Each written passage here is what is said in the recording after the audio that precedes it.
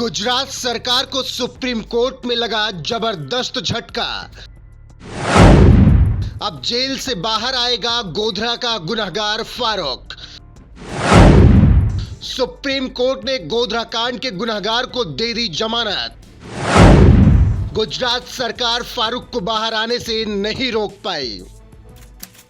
27 फरवरी साल 2002 ये वही दिन था जब रामलला की जन्मभूमि अयोध्या से लौट रहे राम भक्तों को गुजरात के गोधरा में जिंदा जला दिया गया था। साबरमती एक्सप्रेस के जिस S6 कोच में 59 कार सेवक सवार थे, उस कोच को ही फूंक दिया गया था, जिसकी वजह से भगदड़ मच गई। कुछ कार सेवक अपनी जान बचाने के लिए बोगी से निकलना भी चाहते थे, तो उन्हें फारूक जैसों ने नहीं निकलने दिया और उन पर पत्थर बरसाने लगे, जिससे 59 लोग जिंदा जल गए। मगर हैरानी की बात यह है कि गोधरा का यही गुनहगार फारूक अब जेल से बाहर आने वाला है, क्योंकि सुप्रीम कोर्ट ने उसे जमानत दे दी है।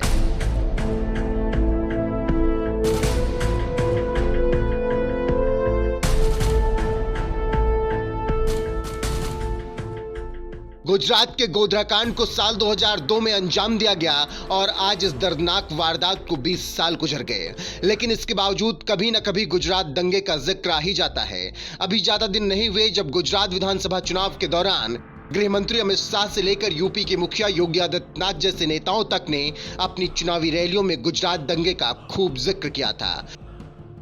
और आज चुनाव बीत जाने के बाद एक बार फिर गुजरात दंगे का जिक्र छिड़ गया है, क्योंकि सुप्रीम कोर्ट ने गुजरात की बीजेपी सरकार के कड़े विरोध के बावजूद पिछले 17 सालों से जेल में बंद गोधरा के दोषी फारूक को जमानत दे दी है।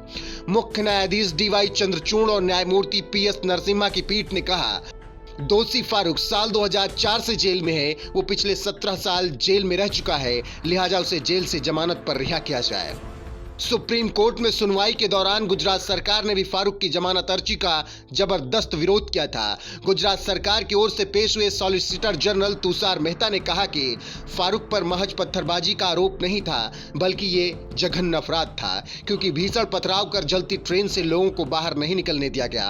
आमतौर पर पथराव करना मामूली प्रकृति का अपराध है। हालांकि मौजूदा मामले में ट्रेन के कोच को बोल्ट किया गया था और यह सुनिश्चित करने के लिए पथराव किया गया था कि यात्री बाहर ना आ सकें, और इसके अलावा फायर टेंडर पर भी पत्थर फेंके गए। इससे पहले पिछली सुनवाई में भी गुजरात सरकार ने सुप्रीम कोर्ट में दोषियों की जमानत का विरोध किया। सुप्रीम कोर्ट में तब भी गुजरात सरकार ने पत्थरबाजों की भूमिका को गंभीर बताया था, क्योंकि उसी वजह से जलती ट्रेन से झुलसते हुए यात्री निकल नहीं पाए और जलकर मारे गए। पत्थरबाजों की मंशा यह थी कि साबरमती एक्सप्रेस की उस जलती बोगी से कोई भी यात्री बाहर न निकल सके और बाहर से भी कोई शख्स उन्हें बचाने के लिए अंदर न जा सके। सुप्रीम कोर्ट ने कहा कि इस जघन्य अपराध में शामिल इन सभी दोषियों में से कई पत्थरबाज भी थे। वो जेल में लंबा समय काट चुके हैं, लिहाजा ऐसे में कुछ को जमानत पर छोड़ा जा सकता है। गुजरात सरकार के तमाम विरोध के बावजूद सुप्रीम कोर्ट ने पत्थरबाजी के दोषी फारूक को जमानत दे ही दी, जबकि इस मामले में बाकी बचे 17 दोषियों की अपील पर सुप्रीम कोर्ट क्रिसमस की छुट्टियों के बाद जनवरी में सुनवाई करेगा। बहरहाल आपको बता दें कि 27 फरवरी 2002 को गोधरा स्टेशन पर साबरमती एक्सप्रेस ट्रेन के एक कोच में भीड़ ने आग लगा दी। इस घटना में 59 कार सेवकों की जलकर मौत हो गई। इसी के बाद गुजरात 2002 के दंगे भड़के। गोधरा कांड के बाद चले मुकदमों में करीब 9 साल बाद 31 लोगों को दोषी ठहराया गया। साल 2011 में SIT कोर्ट ने 11 दोषियों को फांसी और 20 को उम्र कैद की सजा सुनाई थी। बहरहाल सुप्रीम कोर्ट के इस फैसले पर आपका क्या कुछ कहना है, अपनी राय कमेंट कर हमें जरूर बताएं। साथ ही गोधरा में एक चुनावी रैली के दौरान उत्तर प्रदेश के CM योगी आदित्यनाथ ने क्या कुछ कहा था, आइए आपको सुनाते हैं। सरदार सिंह पटेल जी, श्रीमती सुनीताबेन बारिया जी, श्री संजय भाई सोनी जी, राजेंद्र सिंह चौहान जी, गोधरा विधानसभा क्षेत्र से जुड़े हुए भारतीय जनता पार्टी के सभी पदाधिकारी और भारी संख्या में आज यहां पर उपस्थित गोधरा के सभी मतदाता भाइयों बहनों, राम भक्तों के बलिदान की इस पावन धरा को मैं कोटि कोटि नमन करता हूं। इस जनपद में पवित्र शक्तिपीठ पावागढ़ सनातन हिंदू धर्म की आस्था का प्रतीक है। और भाइयों बहनों, 500 वर्षों के बाद पहली बार ध्वजा का वहां पर फहराया जाना, यह भारत की आस्था के प्रतीक का,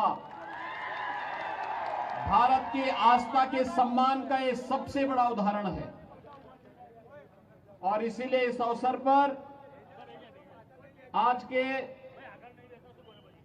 इस रोड शो कार्यक्रम को आप लोगों ने जो उत्साह दिखाया है, मैं इसके लिए आप सभी गोधरा वासियों का हृदय से अभिनंदन करते हुए इस धरा को कोटि कोटि नमन करता हूं। भाइयों बहनों, गुजरात विपरीत परिस्थितियों से जूझते हुए आगे बढ़ा है, देश को एक नई प्रेरणा दी है। नेतृत्व विषम परिस्थितियों में नेतृत्व देने की क्षमता अर्जित किया है। और ये पहली बार हुआ है गुजरात की धरा ने देश की आजादी के महानायक राष्ट्रपिता महात्मा गांधी थे, तो भारत की धरती के एकीकरण के शिल्पी लौह पुरुष सरदार वल्लभ भाई पटेल भी इसी धरा धाम के इसी माटी की देन है।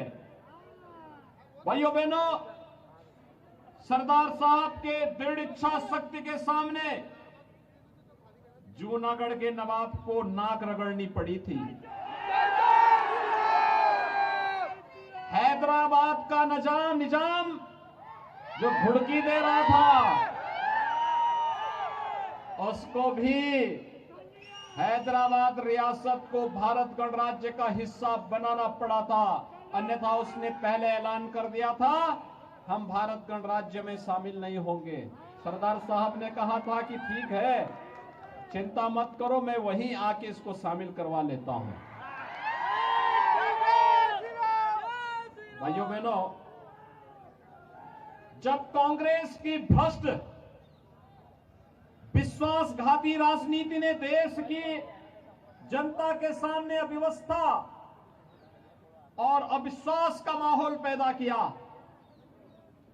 तब गुजरात ने ही आज के यशस्वी प्रधानमंत्री श्री नरेंद्र मोदी जी को देश की कमान सौंपने की व्यवस्था दी थी। और भाइयों बहनों, आज आप सब जानते हैं, हर गुजरात का वासी और हर भारतवासी इस पर गौरव की अनुभूति करता है कि भारत के यशस्वी प्रधानमंत्री श्री नरेंद्र मोदी जी जिस विश्वास के साथ देश का नेतृत्व कर रहे हैं, वह न केवल वैश्विक स्तर पर भारत की प्रतिष्ठा को बढ़ा रहा है, बल्कि एक सुरक्षित समृद्ध भारत की परिकल्पना को साकार करने के लिए निरंतर उनके द्वारा नित्य नए प्रयास किए जा रहे हैं।